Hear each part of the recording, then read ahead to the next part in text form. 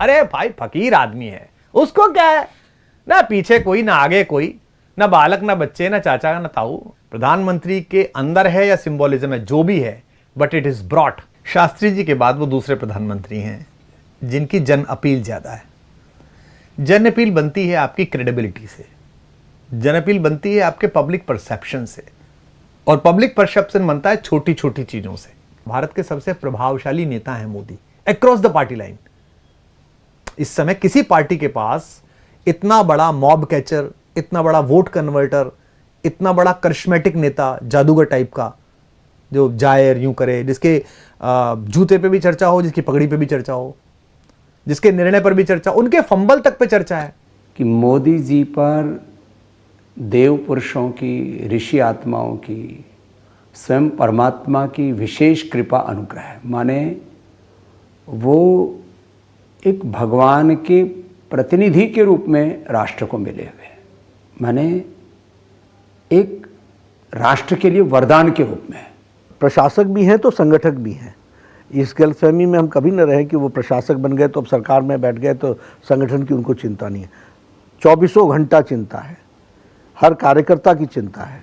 मुझे फ़ोन करेंगे, उसकी तबीयत ख़राब है, तुमने देखा, तुम्हारी जानकारी है, उसको उसकी वो तकलीफ़ में है, तुमको उसकी जानकारी है, मुझे और उसकी तकलीफ़ दूर की जाए, देखा जाए, उसको तकलीफ़ क्या है वो मुझे भी बताओ और उसका निवारण करो। तो किसी भी कार्यकर्ता, और उनके पास जानकारी के तरीके अनेक हैं। मोदी ने ये फकीरी कब सीखी, कैसे सीखी, किससे सीखी? क्या मोदी के दोस्तों ने फकीरी का मतलब उन्हें बताया? क्या मोदी को यह फकीरी अनुभव से आई, जिंदगी ने समझाई? क्या मोदी ने फकीरी आरएसएस में जाकर पाई, या फिर मोदी की फकीरी गॉड गिफ्टेड है? नरेंद्र भाई का वो समय कितने कष्ट में, कितने संघर्ष से वो गुजरते थे।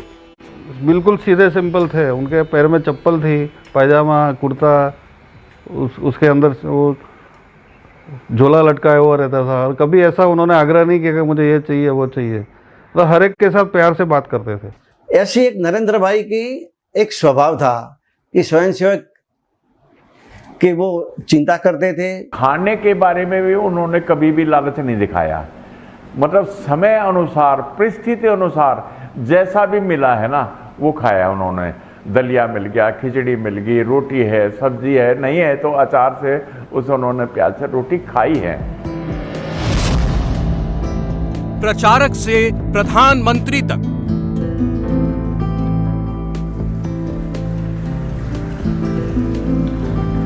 ना ओहदे का घमंड,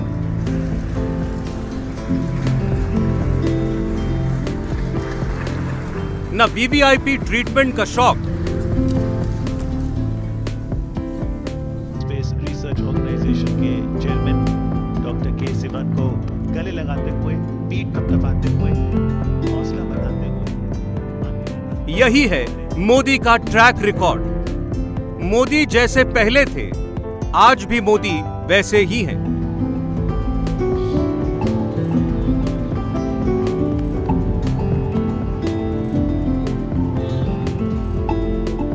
मैं उस दिन मोदी साहब से जब मिला था तो जब मैंने उनका स्वागत किया था तो उनका जो नेचर और उनकी जो आभा है वो आप सीधे डायरेक्टली मैच नहीं कर सकते। राष्ट्र के लिए उनके मन में रात दिन हर हमेश राष्ट्र को, और वो उनका एक शब्द था परम वैभव, बार बार बोलते थे। एक बार हमारी मीटिंग चल रही थी और संयोग से जिस स्थान पर मीटिंग थी वहां कुर्सी नहीं मिली। कार्यकर्ता सारे जमीन में बैठे, कार्यकर्ताओं को दरी नहीं मिली, लेकिन कार्यकर्ता तो बैठ गए। अब मोदी जी अधिकारी के तौर पर थे, हम ये चाह रहे थे भी कम से कम इनको कुर्सी तो न, तो इधर उधर से ढूंढ कर स्टूल लेके आए। मोदी जी ने कहा कोई नहीं, चलेगा चलेगा, तो स्टूल पे ही बैठे। मतलब उनके दिमाग में माथे पर शकीन नहीं थी कि मतलब इनका इंतजाम बढ़िया नहीं है या कुर्सी नहीं है। जिसने फकीरी देखी है वो ही एक फकीर होने का मतलब समझ सकता है।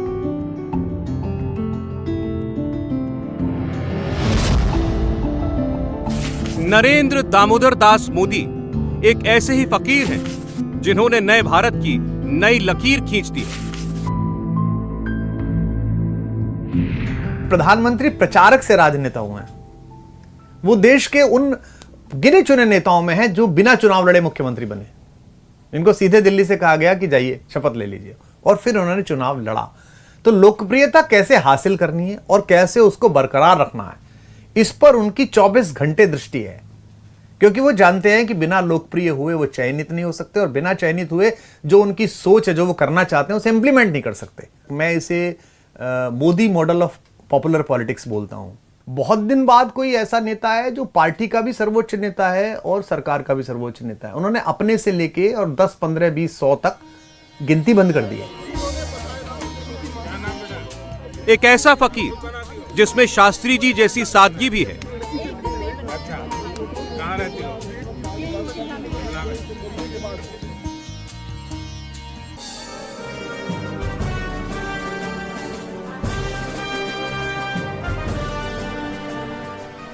नेताजी सुभाष चंद्र बोस जैसे तेवर भी हैं।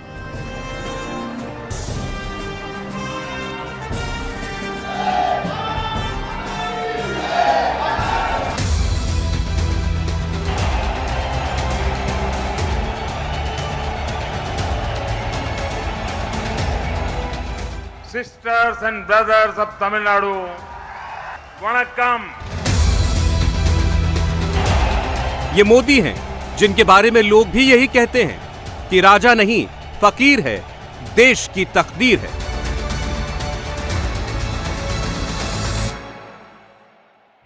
मोदी जी दिल से फकीर हैं, देश के वजीर हैं, और वो करोड़ों भारतीयों की तकदीर भी हैं।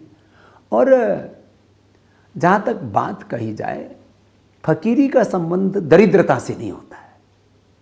दरिद्रता तो अधर्म है, पाप है, अभिशाप है। वैयक्तिक जीवन में अकिंचन रहना और सार्वजनिक जीवन को समृद्धि और वैभवपूर्ण देखना, यह है सच्ची फकीरी। और इसी को हमारे यहाँ शास्त्रों में धर्म कहा है, यह तो अभ्युदय निश्रेयस ससिद्धि। तो इस अर्थ में वो पक्के फकीर हैं, पक्के वजीर हैं, और उनसे अमीर भी कोई दुनिया में नहीं है। मोदी जी का आने वाले कम से कम 10 सालों तक तो मुझे कोई विकल्प दिखाई नहीं देता। पूरे राष्ट्रीय फलक पर बीजेपी को अंतिम व्यक्ति जानने लगा है। ये चाहे वो आरएसएस कहो, जनसंघ कहो या बीजेपी कहो, उसमें से एक इकलौता कोई व्यक्तित्व निकला है जिसको देश का जन जन जानता है और उनके शौर्य को, पराक्रम को मानता है, वो मोदी जी। ये सब मोदी जी इसलिए कर पाते हैं क्योंकि वो सच्चे योगी हैं और सच्चे कर्मयोगी।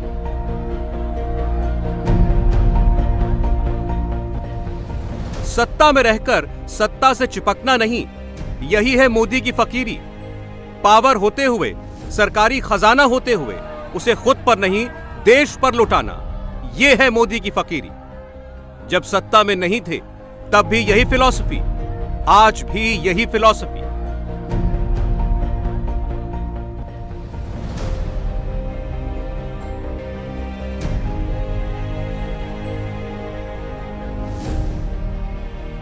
'98 में जब ये कैंपेन था, हम एक बार रात को सुरेंद्र नगर से आ रहे थे, तो गाड़ी चल रही थी, तो कहीं पे सुरेंद्र नगर से हम अहमदाबाद जब आ रहे थे तो बीच में गाड़ी कहीं ख़राब हो गई। उसका जो टाइमिंग बेल्ट है उसका कुछ इश्यू हो गया। तो रात को करीब 10:30 शायद 11 बजे होंगे। तो see the simplicity of that person. Narendra भाई गाड़ी से उतरे, मुझे कहा कि आप गाड़ी को ठीक करके आप ले आना, है ना, मैं अभी जा रहा हूँ। ऐसे कर से सीधा करके अपना थैला लेके गाड़ी से उतर गए, हाईवे के ऊपर खड़े हो गए, हाथ किया, एक ट्रक को रोका और वो ट्रक को पूछा कि अहमदाबाद जा रही है? हाँ। तो उस ट्रक के अंदर नरेंद्र भाई बैठ गए कि मुझे भी अहमदाबाद छोड़ दे। एक जनरल सेक्रेटरी के लेवल का बंदा ऐसे भी ट्रक में ट्रैवल करते हुए, उस टाइम पे मेन कैंपेनर वही थे, उनको बिल्कुल हिचकिचाहट या संकोच नहीं हुआ, सीधा ट्रक में बैठ गए। शायद ही वो ड्राइवर ने ये नरेंद्र भाई है कि नहीं वो पहचाना कि वो भी मुझे पता नहीं है। मोदी ने ये फकीरी सीखी कैसे?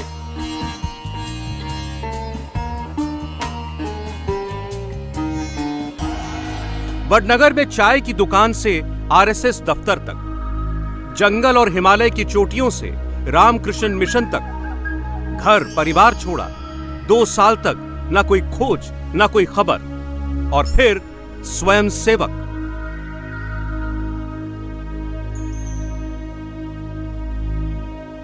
इक्कीसवीं सदी के इस फकीर को किसी चीज का कोई मोह नहीं है, न सत्ता का न परिवार का। मोदी के लिए कोई छोटा बड़ा नहीं, सब एक जैसे ही हैं। नरेंद्र भाई का एक स्वभाव रहा है कि ये शादी और कोई फंक्शन में अटेंड जरूर करते हैं, लेकिन वो वहाँ खाना वगैरह के बजाय किसी कार्यकर्ता के घर या किसी नए संपर्क हो जाए इनके घर खाना पसंद करते हैं। तो उस टाइम मुझे बोला कि दिनेश तेरे घर मुझे खाना है, आप बोल दो। तो उस टाइम वो मेरे घर आकर के भाखरी, दूध और खिचड़ी खाई थी।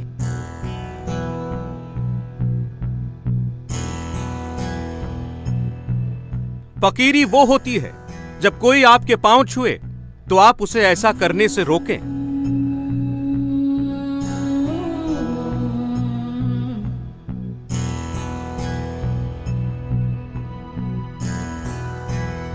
आपने कब देखा मोदी को किसी के पैरों में झुकते हुए? आपने वो तब देखा जब मोदी ने कुंभ के मेहनतकश सफाई कर्मियों के पांव अपने हाथों से धोए।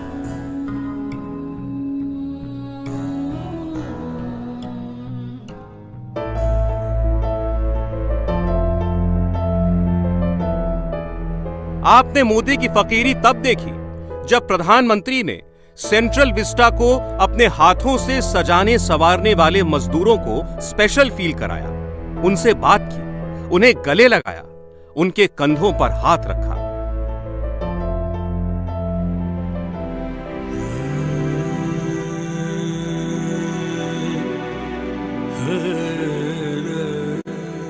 तो कभी उन्होंने ऐसी आशा नहीं रखी कि हमारे पास आएंगे तो हमारा ये स्वागत होगा। वो तो बोलते हमको हार भी मत पहनाओ, हम सीधे साधे लोग हैं, हम मीटिंग करने आए हैं, संगठन का काम है, संगठन का काम करो और छुट्टे हो जाओ। मतलब ये उनका गुण बहुत बड़ा था और बेसिक उनका यही था कि लोगों में आत्मविश्वास पैदा करना। हमारे घर पे आए, हमारा घर छोटा था, ऐसा कोई सीमेंट कंक्रीट वाला घर ही नहीं था, उसका टॉप भी लोखंड का पतरे का था। तो हमने बोला कि नरेंद्र भाई आपकी जो निवास की व्यवस्था है वो दूसरे घर पे है। तो उसने बोला नहीं नितिन भाई आप नगर कार्यवाह है तो मैं आपके घर पे आपके साथ ही में सो जाएंगे। तो मैंने बोला कि ऊपर तो लोखंड का पतरा है, आपको अच्छा नहीं लगेगा? नहीं। तो उसने बोला नहीं, आप जो जहाँ खाते हो पीते हो जहाँ सोते हो वही जगह पर मैं आपके साथ ही रहूँगा। ऐसी एक नरेंद्र भाई की एक स्वभाव था। फकीर कहने के लिए सिर्फ एक शब्द है, मगर रियल सेंस में फकीरी ये है कि जब पावर मिले, ताकत मिले, तो समाज के कमजोर वर्ग को ताकतवर बनाया जाए।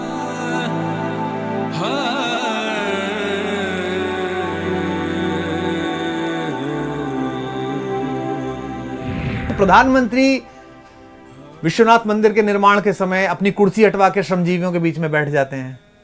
इसकी दो बातें हो सकती है, उनके समर्थक, उन्हें चाहने वाले, उन्हें प्रेम करने वाले मानेंगे कि वो अच्छे आदमी अंदर से ऐसे हैं, उनके निंदक कहेंगे कि ड्रामा कर रहा है। मैं दोनों से कहता हूं कि दोनों ही आवश्यक है। अगर आप अंदर से अच्छे हैं तो बहुत ही बेहतर है, और नहीं भी हैं आप अच्छे तो आप मानिए, आप सोचिए ना, जिस लड़के ने वहां बैठ के पत्थर तराशा है, जिस प्रमुख मूर्तिकार ने, वो आपके चरणों में बैठा है, वो कहेगा अच्छा ठीक है इनके लिए बनाए, मालिक लोग आए, इनके लिए हमने मंदिर बनाया है। अगर प्रधानमंत्री के अंदर से है ये जो आप बता रहे हैं फकीर वाला मामला, तो बहुत अच्छा है, क्योंकि देश को विदेह चाहिए, शासन को भरत चाहिए, हर राम राज्य को एक भरत चाहिए जो नंदीग्राम में रहता हो, जिसको कोई मतलब ना हो, जो केवल कस्टोडियन के रूप में सरकार चला रहा हो। और अगर उसमें कुछ सिंबॉलिज्म है जो पॉलिटिकल एनालिस्ट कहते हैं, और मैं उन्हें स्पेस देता हूं इस बात का कि ओके होगा, मान लिया, तो भी चाहिए भाई। लोग कहते हैं कि मोदी जो है तानाशाह हैं, मोदी क्या लोकतंत्र नहीं है। ये कौन लोग कहते हैं? आप चलना शुरू करिए उत्तर प्रदेश में, वो लोग जो अपने पिता की नहीं सुनते, चाचा की नहीं सुनते। दिल्ली में वो आदमी जिसने अपने गुरु की नहीं सुनी, अपने भाइयों जैसे दोस्तों की हत्याएं की राजनीतिक। वो बंगाल में हमारी मुख्यमंत्री जी जो भतीजे के अलावा किसी पे विश्वास नहीं करती। तो सबसे पहले तो क्रेडिबिलिटी से क्रेडिबिलिटी टकराई खत्म हो गई कि यार तुम तो बोलो ही मत, प्लीज चुप रहो। अब वो समझ में नहीं आ रहा है उनके कि चिपक क्यों नहीं रहा है। वो मेरे सब मित्र हैं, मैं उन सबसे कहता हूं कि भाई आप रॉन्ग फील्ड में लड़ रहे हैं। वो फील्ड है, आप चिपका ही नहीं सकते। उसके बेटा नहीं है, उसका भाई कैबिनेट में नहीं है, उसके चाचा के लड़के को नहीं टिकट लेना। वो कुर्ता झाड़ के खड़ा रहता है कि बोल बहुत बताओ तुम कौन, तुमको लेना है। तो प्लीज इस वाले विषय पर बात मत करो। श्रीमती तुलसी गौड़ा, समाज सेवा पर्यावरण। मोदी ने फकीरी को कैसे परिभाषित किया है, इसका जीता जागता उदाहरण पद्म पुरस्कार है। मोदी से पहले पद्म पुरस्कार का मंत्र था जुगाड़, सेटिंग। मोदी ने सब बदल दिया। यह पुरस्कार गांव के दूर दराज के इलाकों के अचीवर्स को समर्पित करता है। श्री अब्दुल खादर इमाम साहब नटकटी, ग्रास रूट इनोवेशंस। मोदी का मंत्र यही है, सम्मान देना है तो गांव के गरीब को दो, उसे एम्पावर करो, जो आजादी के इतने सालों बाद भी मेन स्ट्रीम में आगे नहीं आ पाए।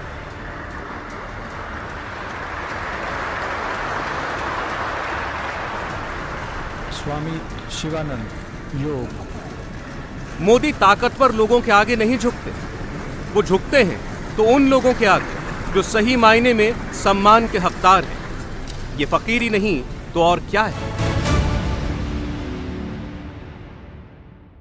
वो जो करते हैं उसमें सर्वस्व न्योछावर कर देते हैं, कुछ भी बचा के नहीं रखते। तो वो एक सर्वस्व आहूत करके, सर्वस्व न्योछावर करके पूरे प्राणार्पण से करते हैं ना, और कहीं पर भी उसमें कोई भूल चूक ना रहे, इस लेवल तक जाकर के बहुत गहराई तक उसमें पूरे खो करके करते हैं। इसीलिए वो जो करते हैं वो अप्रतिम होता है। आरएसएस की शाखाओं से निकला एक स्वयंसेवक आज भारतीय राजनीति का कोहिनूर बन चुका है। खुद को फकीर कहने वाला एक शख्स कड़े संघर्ष के बाद शून्य से शिखर तक का सफर तय करता है, और जब वो उस शिखर पर पहुंच जाता है तो उसकी मेहनत और लगन की वजह से लोग उस युग या समय को उसके नाम से जानने लगते हैं। हिंदुस्तान की राजनीति में यही कहानी प्रधानमंत्री नरेंद्र मोदी की है।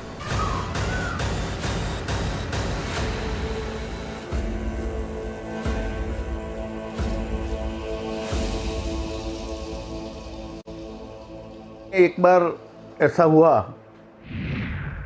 कि हम 87 में जब कॉरपोरेशन बीजेपी की आई, पहली बार कॉरपोरेशन में बीजेपी की सरकार आई, और कॉरपोरेशन जीतने के बाद सब काउंसिलर और प्रमुख महामंत्री का एक अधिवेशन था। वहाँ जाने के बाद सब लोग को रुकने का व्यवस्था किया था, वो टेंट था, और सब लोग हम टेंट में रहे। तो नए नए इलेक्शन जीत के आए हुए काउंसिलर सब लोग ने बोला, क्योंकि वहाँ राष्ट्रीय नेतृत्व ने बोला था कि भाई जिसको होटल में रहना हो रहे, टेंट में रहने में 200-300 मीटर दूर स्नान करने का, शौचालय का, ये सब व्यवस्था थी। तो कई काउंसिलर ने बोला कि हमें जाना है। तो मैं आदरणीय नरेंद्र भाई के पास ही मेरा बेड था, तो सब ने मुझे बोला कि भाई नरेंद्र भाई को बोलो ना, सब ने बोला है तो वो क्यों मना करते हैं। और मैंने बोला कि जिसको होटल में रहना हो छूट, तो जिसको जाना है उनको बोल दो ना, अच्छा है। मैंने रिक्वेस्ट किया तो उन्होंने बोला नहीं। तो बाद में 4 बजे शाम को, मैंने दोपहर को बोला था, शाम को उन्होंने बोला कि भाई जिनको होटल में जाना हो छूट। तो सबसे पहले मैंने अपना बोर्ड या बिस्तर सिमेटने की कोशिश की, मुझे बोला कि नहीं आपको यहाँ रहना है। तुझे यहाँ रहना है भाई। तो मेरा तो मुंह बिगड़ गया, ये नरेंद्र भाई मेरे पास रखते हैं। तो उन्होंने बाद में मुझे मेरा मुंह देख के बाद में बोला, देख सुरेश, भारतीय जनता पार्टी का संगठन का कार्यकर्ता जो संगठन में आगे बढ़ना चाहता है, उसको सिंग चने खा के पूरा दिन निकालने की और नीचे जमीन पर सोने की आदत हो, वो संगठक बन सकता है भविष्य में। बाद में मुझे वो चाट खाने के लिए ले गए, साथ में हम घूमे। मोदी की यही खासियत उन्हें सबसे अलग, सबसे जुदा बनाती है।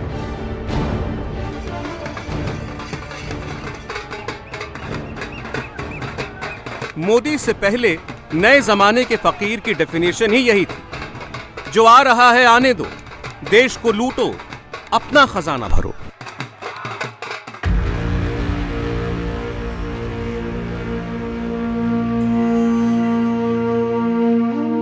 मोदी ने माइंडसेट बदला, वेतन से काम चलाया, जो खुद के पास था वो देश के गरीबों पर, जरूरतमंदों पर लौटाया। जनता की नब्ज समझते हैं वो, जनता की तकलीफ जानते हैं वो, और तकलीफ से निकालने का रास्ता भी जानते हो। रास्ता भी ऐसा जो शॉर्टकट नहीं होता। 24 घंटे देश के लिए जीना, वो सुपर ह्यूमन है। आम आदमी इतना काम कभी कर ही नहीं सकता। तो सबसे बड़ी खासियत है कि 24 घंटे देश और देश की जनता के बारे में सोचना, उसकी भलाई के बारे में सोचना। भूखे पेट रह लेना, बिना खाए पिए सो जाना। अगर कोई कार्यकर्ता बीमार हो तो उनकी भी सेवा करना और अपने साथ गए लोगों का भी पेट भरना, मोदी सब सिंगल हैंडेडली किया करते थे।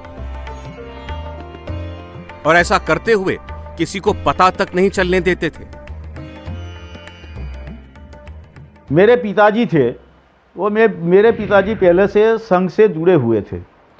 तो कई बार बड़ौदा में नरेंद्र भाई से वो मिलते, और कभी कभी नरेंद्र भाई बोड़ेली हालोल आते तो उनके साथ जाते, सभाओं में जाते। मुझे याद है कि 2 बार नरेंद्र भाई हमारे घर पर आए थे। तब ऊपर मेरा छोटा सादा मकान था, छोटा। तो एक बार आए, दाल भात और शीरा जो बन जाए तो बहुत सुखी संपन्न परिवार है, ऐसा समाज में नाम होता था।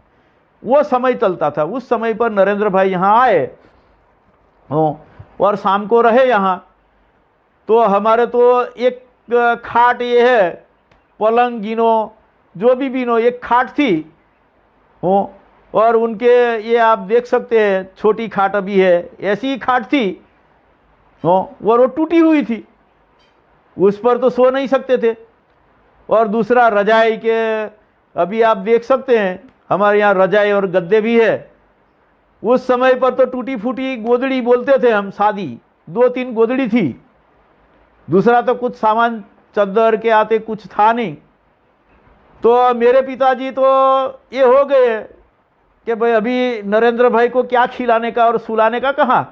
तो नरेंद्र भाई को बार बार बोलते थे मेरे पिताजी कि नरेंद्र भाई कहाँ जाने का है, आपका रुकने का कहाँ है। तो नरेंद्र भाई बोलते, हमीर भाई यहाँ रुकने के लिए आया हूँ, खाना भी यहाँ है और रुकना यहाँ है। मेरे पिताजी के मन में ये थी कि साला ऐसा खाने वाला और इतना बड़ा आदमी मैं क्या खिलाऊंगा और कहाँ सुलाऊंगा। तो दूसरी जगह पे उनकी व्यवस्था कर लेंगे और हो जाएगी, ऐसा वो सोचते थे। लेकिन नरेंद्र भाई ने ठान ली थी कि यहाँ ही सोने का है और यहाँ ही खाने का है। तो बोले कि जो भी खिलाओ आप, वो खाने की मेरी तैयारी है और मुझे यहाँ ही खाना है और रुकना यहाँ है। रात को आपके साथ बातें बहुत सारी करनी है, बाद में मैं सुबह ही जाने वाला हूँ। बहुत आराम से कोई अच्छा खाना खाते हो, ऐसे आराम से हंस हंस करके। मेरे पिताजी से और मेरी माँ से बात करते करते इतना अच्छा खाना आपने खिलाया, और हमको, मुझे यहाँ से खदेड़ देने वाले थे आप हमीर भाई, मुझे भगा देने वाले थे। ड्राइवर के गैस कनेक्शन से लेकर बॉडीगार्ड के डेंटल ट्रीटमेंट तक, कार्यकर्ताओं की देखरेख से लेकर उनका पेट भरने और तब जाकर खुद भोजन करने तक, पब्लिक लाइफ में मोदी ने हर छोटी छोटी बात का ख्याल रखा, खुद को हमेशा पीछे रखा, लोगों को हमेशा आगे रखा। एक बार थोड़ा सेशन थोड़ा लंबा चला तो फिर 2-3 डॉक्टर, उनमें अनिल नायक भी साथ में थे। अनिल नायक जो महसाना के जो है वो भी साथ में थे, उनका जो पूरा बैच था वो। तो एक बार उन्होंने मोदी साहब को पूछा कि आप इतना लेट गए हो, खाना खाने के लिए आपकी व्यवस्था क्या है? तो उस टाइम मोदी साहब ने बताया था कि अब मैं वहां पे जाऊंगा खानपुर कार्यालय में, तो वहां पे बाहर एक पत्थर पड़ा है और वो पत्थर के नीचे एक पर्ची रखी होगी। वो पत्थर के नीचे जैसे ही मैं वो पत्थर उठाऊंगा, वो पर्ची देखूंगा, उसमें से एक नाम उसमें लिखा होगा कि भाई आज इस बंदे के घर पे आपको खाना खाने के लिए जाना है। तो अगर वो चिट्ठी है, वो पत्थर पड़ा है और उसके नीचे वो चिट्ठी है तो खाना मिलेगा, वरना फिर चना और गुड़ खा के वहां पे सो जाना है। मोदी सीएम बाद में बने, पीएम बाद में बने, मगर पहले वो एक सामान्य कार्यकर्ता के तौर पर डटे रहे, लगे रहे, सालों साल तक मेहनत करते रहे, बिना किसी पद पर रहते हुए अपने जैसे कार्यकर्ताओं की देखरेख करना, जरूरत के समय उनके लिए खड़े रहना, सुख दुख हर हालात में हाथ पकड़े रहना, मोदी की ये बहुत बड़ी क्वालिटी है। पुस्तक लिखा संघर्ष में गुजरात करके, बहुत कम लोगों को मालूम होगा कि वो पुस्तक लिखने के लिए उन्होंने 1 महीने तक सिर्फ भाजी खाई थी, बाकी कुछ नहीं खाया। हमारे एक बड़े कार्यकर्ता के घर रहे और वहीं उन्होंने पुस्तक लिखा। छोटे छोटे कार्यकर्ता ने भी क्या किया है, तो वो उस पुस्तक में उन्होंने लिखा कुछ छूट ना जाए और कुछ गलत ना लिखे, ऐसी सावधानी रख के 1 महीने तक उन्होंने सिर्फ भाजी खाई थी। सामान्य जीवन यानी कैसा सिंपल लाइफ था कि एक दिन 92 के आसपास की ये बात है, जब वो खानपुर कार्यालय से वाड़ज में किसी कार्यकर्ता के वहाँ जा रहे थे स्कूटर पे, तो उनका स्कूटर विद्यापीठ के आसपास कुछ पंचर हुआ। उस टाइम पे मेरी कालूपुर में ऑफिस थी, तो मैं ऑफिस से घर आ रहा था, 92 की बात है। तो मैंने देखा कि नरेंद्र भाई कुछ स्कूटर में पंचर हो रहा है, उसके लिए टायर चेंज कर रहे हैं। तो मैं खड़ा रहा, तो मैंने नरेंद्र भाई को पूछा कि भाई आपके ये टायर में जो पंचर है तो मैं बदल दूँ, आप क्यों तकलीफ लेते हो? बोले नहीं ये मेरा है और मेरे को ही ये वर्क करना है, मेरे ही अंडर में है ये, मैं कोई मदद नहीं लूँगा आपसे। तो कहने का मतलब है कि ये नेचर उनका पहले से, जो आज हम देख रहे हैं कि कहीं पे भी फॉरेन में जाते हैं, सीधे संसद भवन जाते हैं और अपने काम में लग जाते हैं, तो ये उनका शुरुआत से ये उनका रहा है। मोदी का ये डिसिप्लिन सिर्फ पार्टी फोरम तक ही सीमित नहीं रहता, पब्लिक लाइफ में भी मोदी समय समय पर दिखाते आए हैं कि जनता ही जनार्दन है और जनता की राह में रोड़ा नहीं, समाधान बनना चाहिए। मोदी ये बात सिर्फ कहते नहीं हैं, उसे इम्प्लीमेंट भी करते हैं। मुझे आज भी याद है, क्योंकि मेरी जो गाड़ी थी वो नरेंद्र मोदी जी की गाड़ी की बिल्कुल आगे वाली गाड़ी थी। मेरी गाड़ी में पीएमओ ऑफिस से 2-3 और एक आध कोई एनएसजी कमांडो जैसे बैठे हुए थे। काफी सारे लोग रास्ते पे खड़े थे। मुझे इंस्ट्रक्शन दी गई कि भैया गाड़ी थोड़ी स्लो रखना, क्योंकि इतनी ज़्यादा पब्लिक खड़ी हुई है, तो मोदी साहब कम से कम सबको वेविंग कर दे। तो हम लोगों की जहाँ पे जैसे ही मैंने गाड़ी वहाँ पे स्लो की, तो मेरे बिल्कुल पीछे ही गाड़ी मोदी साहब की खड़ी थी। तो उन्होंने इतनी सारी भीड़ में से एक चेहरा ढूंढ के उन्होंने ऐसे पूछा कि गुजराती भाषा में उन्होंने बोला कि मास्टर बराबर भणाओ छो के नहीं। तो उस टाइम तो कुछ ऐसा कुछ लगा नहीं। बाद में हम लोग अंबाजी गए, वापिस आने के बाद जब लोकल से चर्चा हुई, तब जाके पता चला कि 2003 में मैं जो बात कर रहा हूँ कम से कम 2018-19 की बात होगी। 2003 में जब नरेंद्र मोदी साहब सीएम थे और सीएम होने के बाद उन्होंने एक बार डायरेक्टली रेड किया था उस स्कूल में, यानी उस स्कूल में उन्होंने विजिट किया था। और विजिट करने के बाद वहां पे जो 2-3 टीचर्स थे जो पढ़ाने के लिए 4-5 जो टीचर आते थे, उन्होंने एक आध टीचर को उन्होंने सस्पेंड किया था। तब मैं शॉक हो गया कि यार इतना मेमोरी पावर, ये कोई कुदरती हो सकता है?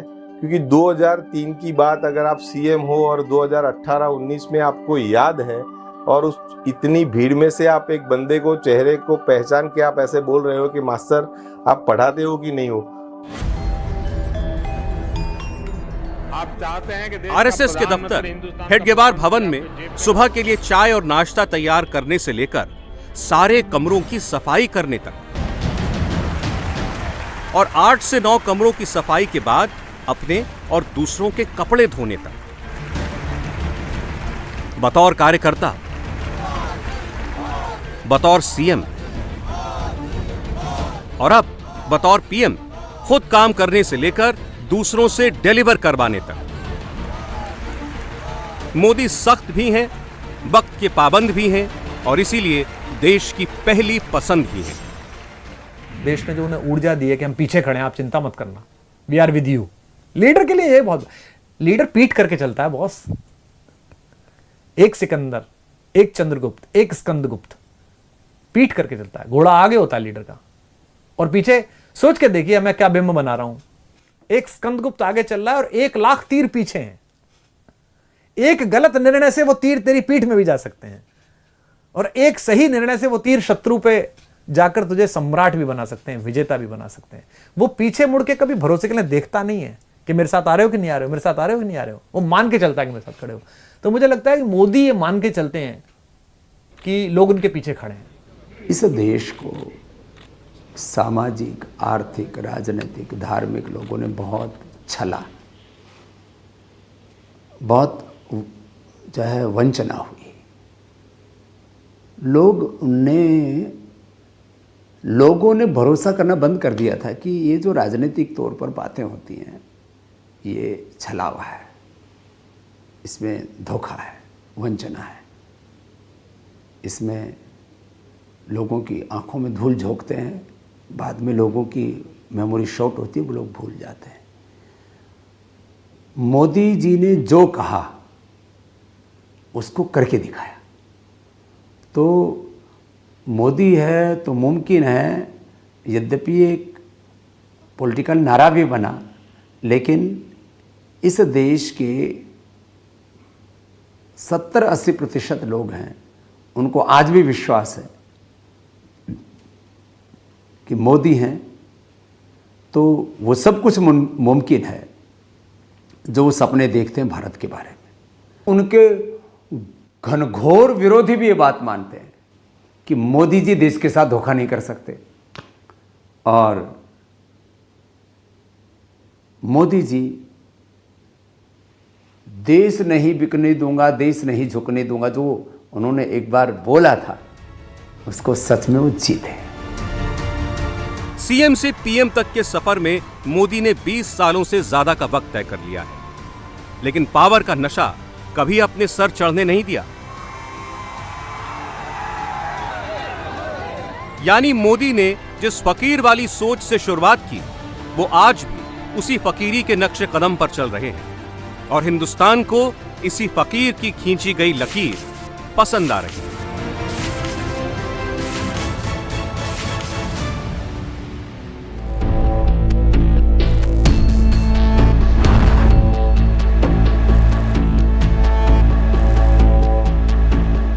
इंडिया टीवी हर वक्त हर जगह डाउनलोड करने के लिए सर्च करें India TV news Google play store या ऐप स्टोर पर।